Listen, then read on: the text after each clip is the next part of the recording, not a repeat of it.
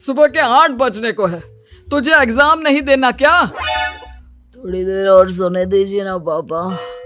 तू उठता या फिर मैं तेरे ऊपर पानी फेंकूं? रोज गधों की तरह सोता रहता है, पेपर की कोई टेंशन ही नहीं है। और एक हमारा समय था जब हम पेपर में फेल होने के डर से रात भर पढ़ा करते थे, सो ही नहीं पाते थे। तो क्या अब आप उसका बदला मुझसे लेंगे? मैं 15 मिनट बाद उठ जाऊंगा, आप प्लीज जाइए, मुझे डिस्टर्ब मत कीजिए। इतना कहकर रौनक रजाई ढककर फिर से सो जाता है। तू ऐसे नहीं मानेगा, रुक मैं अभी पानी लेकर आता हूं। बस फिर क्या था, इतना कहकर वो भागते हुए बाथरूम में जाते हैं और पानी की एक बड़ी सी बाल्टी लाकर रौनक के ऊपर फेंक देते हैं। पानी पड़ते ही रौनक झट से उठ जाता है। ये आपने क्या किया पापा? अब तो उठेगा नहीं तो यही करना पड़ेगा ना। वैसे थैंक्स डैड, आपके कारण ना अब मुझे नहाने की भी जरूरत नहीं पड़ेगी। चलिए अब आप माँ से बोलकर मेरे कपड़े निकलवा दीजिए, तब तक मैं ब्रश कर लेता हूँ। वैसे कल ना आप एक काम और करना, नहलाने के साथ साथ मुझे ब्रश भी करवा देना। ये ब्रश करने में ना मुझे बहुत आलस आता है। रौनक की बातों से अरविंद का मुंह खुला का खुला रह जाता है। वो अपनी पत्नी कमला के पास जाता है और रौनक की हरकतों के बारे में बताता है, जिसे सुन उसकी पत्नी हंसने लगती है। तुम अपने बेटे को समझाने के बजाय हंस रही हो। रौनक बच्चा है, धीरे धीरे सुधर जाएगा, आप क्यों उसके पीछे पड़े रहते हो? अभी नहीं सुधरेगा तो कब सुधरेगा? 10वीं क्लास में है रौनक, वो अब कोई बच्चा नहीं रहा। अरविंद की इतना बोलते ही वहां रौनक भी आ जाता है। क्या डैड, मैंने आपको एक काम दिया था, वो भी नहीं हुआ आपसे। अरे क्या हुआ बेटा? माँ, मैंने डैड से बोला था कि वो आपको बोलकर मेरे स्कूल की यूनिफॉर्म निकाल दे, लेकिन मेरे पीछे पड़ने के अलावा इनसे एक काम ढंग से नहीं होता। देख रही हो कमला, देख रही हो अपने लाडले को? अरे आप चुप रहिए जी। चलो बेटा, मैं तुम्हें कपड़े निकाल कर दे देती हूँ बस। ऐसे ही साल पर साल बीतते जाते हैं, लेकिन रौनक के रवैये में कोई बदलाव नहीं आता। वो पहले से भी ज्यादा आलसी और पूरी तरह अपने माता पिता पर निर्भर हो जाता है। 2 साल बाद पता नहीं कहाँ गायब रहता है पूरे दिन, अब तक तो आ जाना चाहिए था। अरे आप इतनी फिक्र क्यों कर रहे हो उसकी? दोस्तों के साथ खेल रहा होगा, आ जाएगा अभी। ये कोई टाइम है खेलने का? 10 बजने वाले हैं, इतनी रात में कौन खेलता है? कमला कुछ कहती उससे पहले ही रौनक वहां आ जाता है। मम्मी जल्दी से खाना लगा दो, बहुत भूख लग रही है। तुम्हें तब तक खाना नहीं मिलेगा जब तक तुम बता नहीं देते कि इतनी रात गए कहां से आ रहे हो। ओ प्लीज डैड, अब आप एसी पे प्रद्युमन बनकर मेरे सर पर बंदूक लेकर मत बैठ जाना। अपनी फालतू की बकवास बंद कर और बता कहां से आ रहा है। माँ अब समझाइए ना डैड को। बता देना बेटा, इनको भी तसल्ली हो जाएगी। आप बोल रही हैं तो बता देता हूँ, मैं दोस्तों के साथ मूवी देखने गया था, इसलिए देर हो गई। तो इन सब चीजों में मेरे पैसे उड़ाता है? कभी 1 रुपया कमाने के बारे में सोचा है तूने? जब देखो हवा की तरह पैसे उड़ाता रहता है। माँ अब आप इन्हें चुप करा दीजिए, वरना ना मुझे गुस्सा आ जाएगा। अच्छा क्या कर लेगा? बता ना, क्या कर लेगा तू? वैसे बात तो ठीक ही है, मैं कर ही क्या सकता हूँ, पैसे तो फिर भी मैं आपसे ही मांगूंगा ना। चलिए अब ये सब बात छोड़िए और मम्मी मेरे लिए खाना लगा दीजिए। अभी लगा देती हूँ बेटा। मैं बता रहा हूँ कमला, एक दिन ये ऐसे ही बिगड़ जाएगा। उफ़ो, आप क्यों इतना पीछे पड़े रहते हो मेरे बच्चे के? बात की बाद में देखेंगे, अभी आप शांति से उसे खाना खाने देंगे। अगले दिन डैडी मुझे 10,000 रुपए चाहिए। हाँ?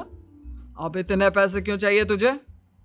डैड आप बिना सवाल किए कभी पैसे नहीं दे सकते क्या? जब तक तू बताएगा नहीं तुझे पैसे भी नहीं मिलेंगे। अरे अब आप अपने बेटे को पैसे भी नहीं दे सकते? नालायक, तेरी उम्र के लोग नौकरी करते हैं और एक तू है जो नौकरी करने का नाम ही नहीं लेता कभी। आप लोगों के होते हुए भला मैं नौकरी क्यों करूं? अरे हम कब तक पैसे देंगे तुझे? तुझे भी तो अपने पैरों पर खड़ा होना होगा ना। कौन सा उधार के पैरों पर खड़ा हूं? अपने ही तो पैरों पर खड़ा हूं मैं। इसी तरह रौनक दिन प्रतिदिन लापरवाह होता जाता है। उसकी लापरवाही को देखते हुए अरविंद और कमला अपने बेटे की शादी कराने का फैसला लेते हैं और 1 महीने के अंदर अंदर ही रौनक की शादी मेघा नाम की लड़की से करा देते हैं। शादी के कुछ दिन बाद, रौनक, मुझे एक अच्छी सी साड़ी चाहिए, आप ला दोगी ना? हाँ, क्यों नहीं। कितने तक की आती है साड़ी? यही करीब 5,000 तक की। तुम चिंता मत करो, मैं आज ही डैडी से पैसे मांगकर तुम्हारे लिए साड़ी ले आऊंगा। आप कब तक ऐसे ही अपने पापा से पैसे मांगते रहेंगी? कोई अच्छी सी नौकरी क्यों नहीं कर लेते आप? अरे डैड के होते हुए मुझे नौकरी करने की जरूरत ही क्या है? पर आप ऐसे कब तक उनसे पैसे मांगते रहेंगे? कुछ आपको अपने दम पर भी तो करना होगा ना। अब तुम भी बाकी लोगों की तरह मुझे ज्ञान देना शुरू मत कर देना। साड़ी चाहिए ना तुम्हें, मिल जाएगी बस। इतना कहकर रौनक अपने पिता से पैसे मांगने चला जाता है। डैडी, मुझे 5,000 रुपया चाहिए। अब 5,000 क्यों चाहिए तुझे? वो मेघा को साड़ी चाहिए थी। अरविंद आगे बिना कुछ कहे चुपचाप उसे पैसे निकाल कर दे देता है। कुछ दिन बाद, तुम्हें नहीं लगता कमला, रौनक हम पर पहले से भी ज्यादा डिपेंड हो गया है? मुझे तो अब उसके भविष्य की चिंता होने लगी है। कल को हमें कुछ हो गया तो वो क्या करेगा? काश तुमने पहले ये सोच लिया होता तो आज हमारा बेटा इतना लापरवाह नहीं होता। तब मुझे कहाँ पता था कि मेरा लाड प्यार उसे इतना बिगाड़ देगा कि वो इस हद तक लापरवाह बन जाएगा। कोई बात नहीं, अभी भी देर नहीं हुई। मुझे पता है उसे कैसे सुधारा जा सकता है। कैसे? अरविंद कुछ कहता उससे पहले रौनक वहां आ जाता है और पैसों के लिए हाथ फैलाने लगता है। डैड, मैं और मेघा बाहर घूमने जाना चाहते हैं। अरे वाह, ये आज सूरज कहाँ से निकला है? Dad please. अच्छा चलो अब मुद्दे की बात करो। मुझे अब 25,000 चाहिए। अब तुम्हें 1 रुपया भी नहीं मिलने वाला। अगर तुम्हें पैसों की इतनी ही जरूरत है तो कोई ढंग की नौकरी कर लो। मम्मी, आप कुछ कहिए ना डैड को। बेटा, वो गलत क्या बोल रहे हैं? ये सब हम तेरे भले के लिए ही तो कर रहे हैं। मम्मा, मैंने बताया ना आपको, मुझे नहीं करनी कोई जॉब वॉब। तो ठीक है, निकल जाओ हमारे घर से। तुम्हारे जैसे लोगों के लिए मैंने ये घर खड़ा नहीं किया है। जितना ये घर आपका है ना, उतना ही मेरा भी है। मैं कहीं नहीं जाने वाला। जाना तो पड़ेगा ही तुझे, क्योंकि अब मैं तेरा कोई भी खर्चा नहीं उठाने वाला। ठीक है, मत उठाइए मेरा खर्चा, मैं अपने दम पर भी जी सकता हूँ। तो बेशर्मों की तरह अब तक यहाँ क्यों खड़ा है? अपना सामान ले और निकल जाए यहाँ से। रौनक पैर पटकते हुए वहां से चला जाता है। घर से निकालना जरूरी है क्या उसे? बिना पैसों के कौन रखेगा उसे किराए पर? अगर उसका भविष्य सुधारना है तो हमें अपने दिल पर पत्थर रखकर ये कदम उठाना ही होगा। दोनों बात कर रहे होते हैं कि रौनक अपनी पत्नी के साथ एक बड़ा सा बैग लेकर घर से निकल जाता है, लेकिन घर से बाहर उसे कोई भी मुफ्त में अपने घर किराए पर नहीं रखता। अंत में थक हार कर वो फिर से अपने घर चला जाता है। क्या हुआ? थोड़ी देर पहले तो दहाड़ते हुए घर से निकला था, अब क्या हुआ? नहीं रखा ना किसी ने तुझे किराए पर? डैड प्लीज, मैं कुछ दिनों में कोई अच्छी सी नौकरी शुरू कर दूंगा।